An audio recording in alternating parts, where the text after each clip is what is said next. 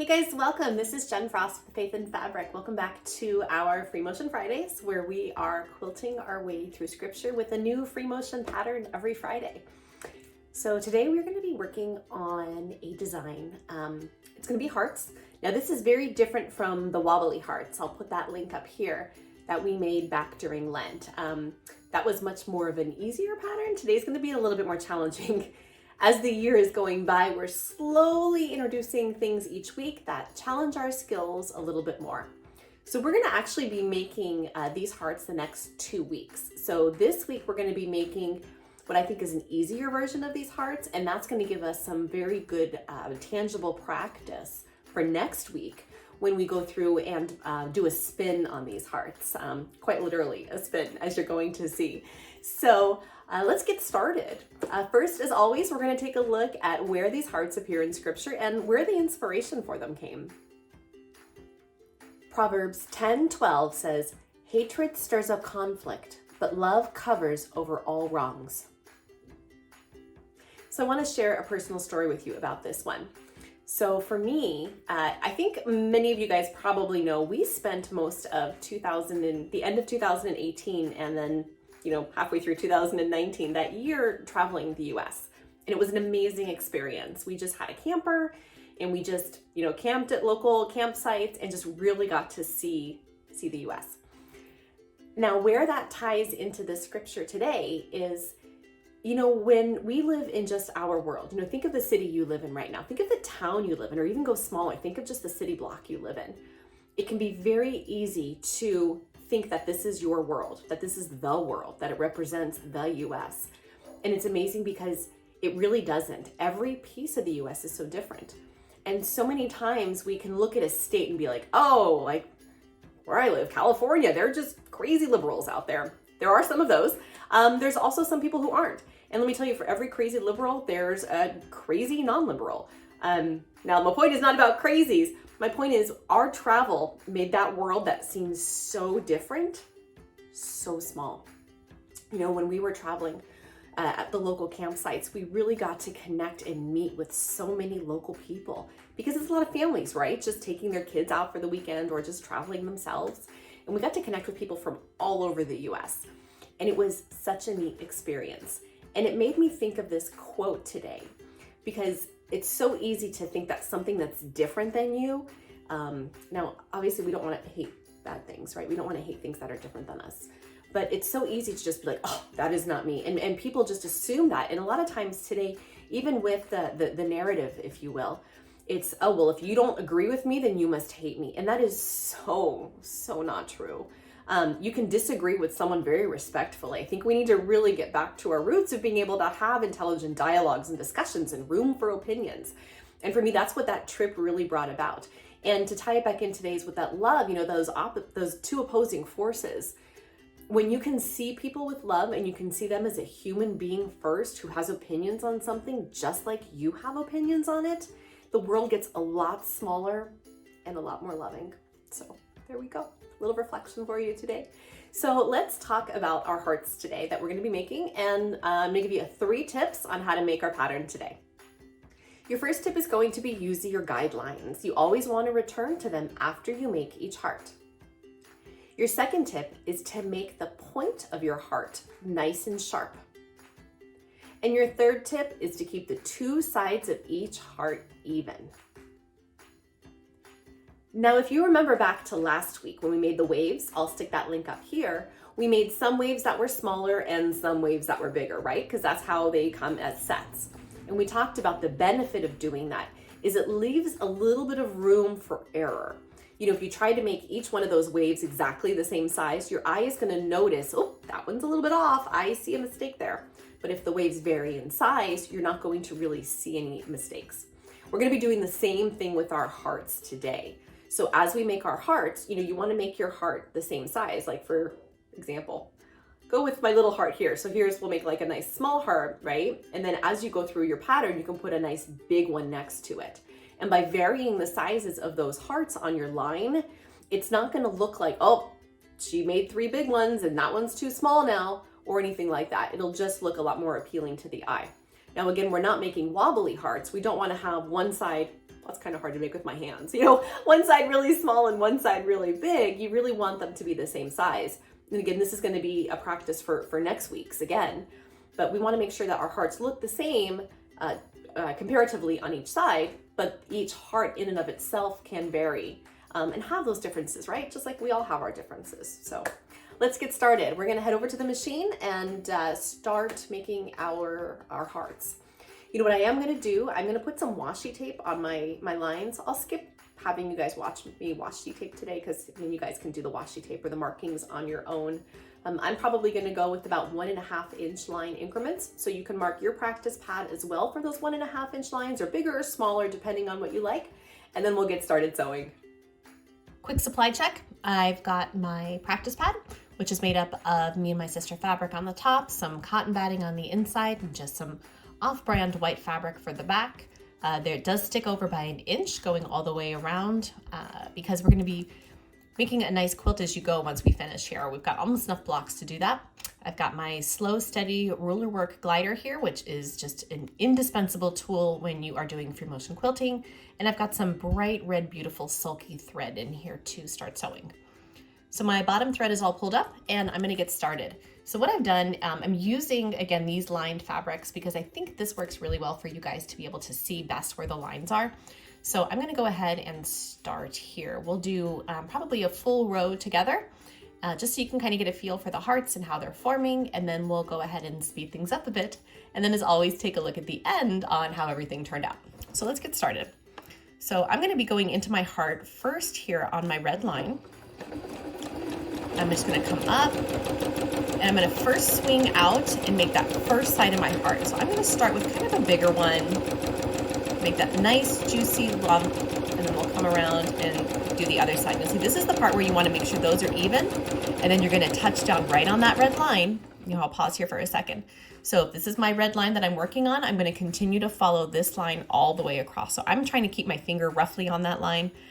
You know, I've tried using washi tape, but that seems to bunch up under here, and the chalk lines don't show up very good on the camera. So we're still trying to adjust this each week as we work through this. But I'm gonna continue that loop, and then I'm gonna make a smaller heart next to it and continue across the line. So come across.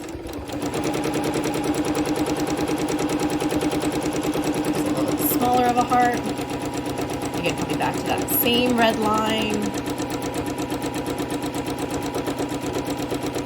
Skinny heart. And again, it's fun to vary the sizes and the shapes of your heart. The biggest key point here, as we talked earlier, is to really try to keep each side of your heart looking the same. And of course, that's always going to be a little bit difficult because you don't have a ruler, right? If we had rulers to do this, that would be perfect, and our work would be perfect. But that's not the point of free motion quilting. You want some of that variation. So my hearts are turning out really, really well here. Put another little medium-sized guy in here.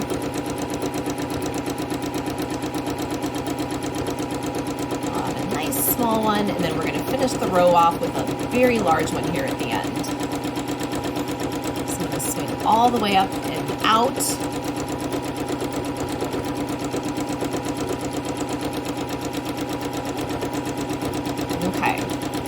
Finish the row off, you're just going to come to your edge and you're going to come down the side to get to your next row, and then now you're just going to be swinging from the other direction. So we'll do one quick one here together. So you'll see I'm just swinging now from the other side. So before we were going from left to right, and now we'll be going right to left. So I'm going to stop here in the middle of a heart. You know, just like we talked with the waves last time, it's much better to stop at sharp points.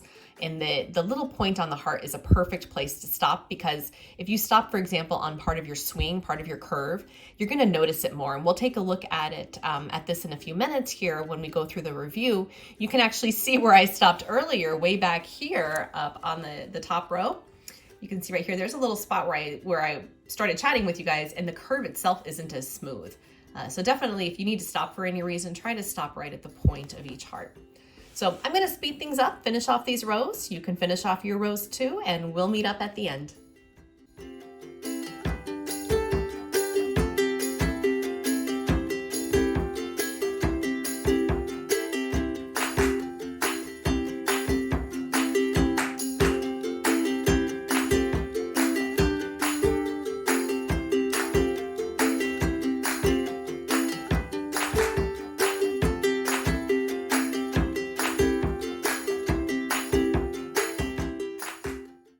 Let's take a look.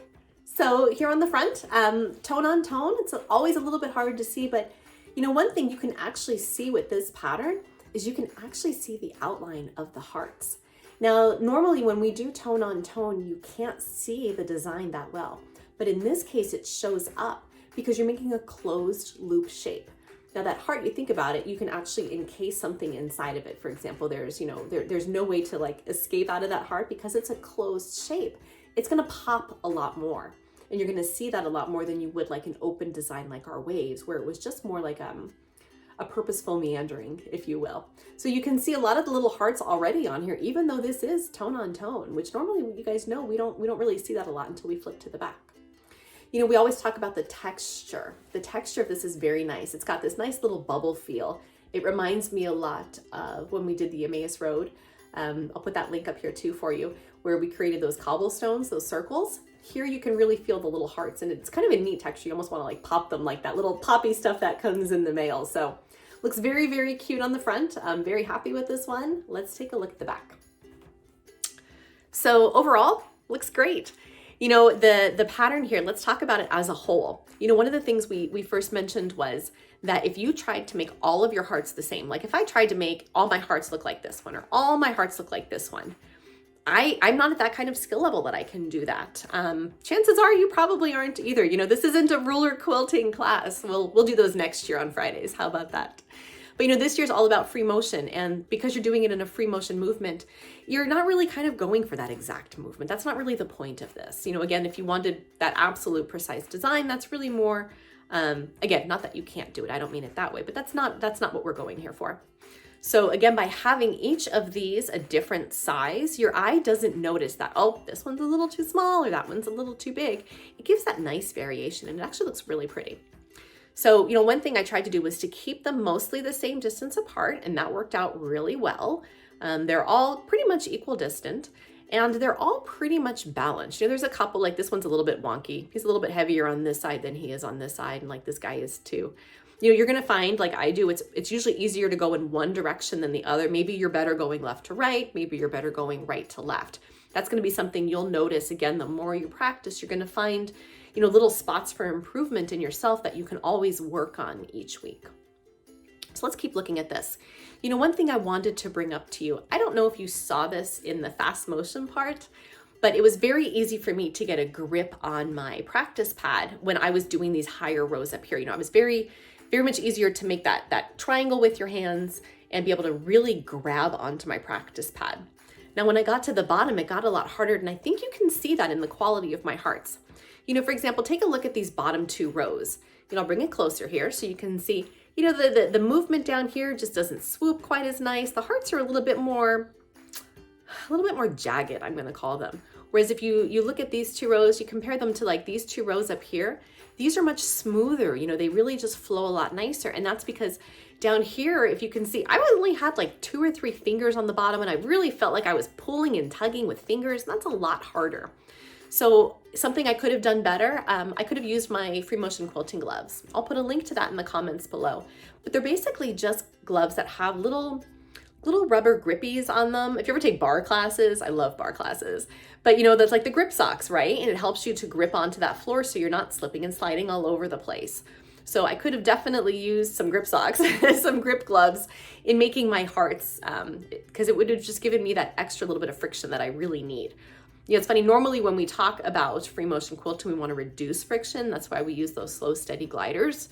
In this case, we want to increase it because you don't ever want to lose traction of your practice pad when you're trying to move it, or you're going to end up with a lot more of those like jagged lines like I've got here, because you just don't have that firm grip on your practice pad. So there is our pattern for this week. Again, definitely give this one some practice, because next week we're going to be using this pattern again, similar to it, but we're going to be putting a spin on it. But you want to get that comfortable making that up and then back down, back up, back down.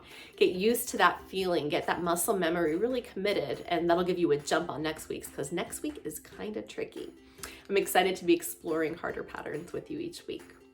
So if you got some good tips from today, go ahead and give us a like.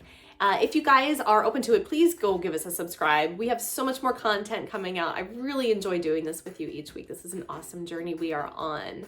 Speaking of journeys, make sure you always lead with your heart, lead with love. Don't ever lead with hate. And we will see you again in a week. Take care.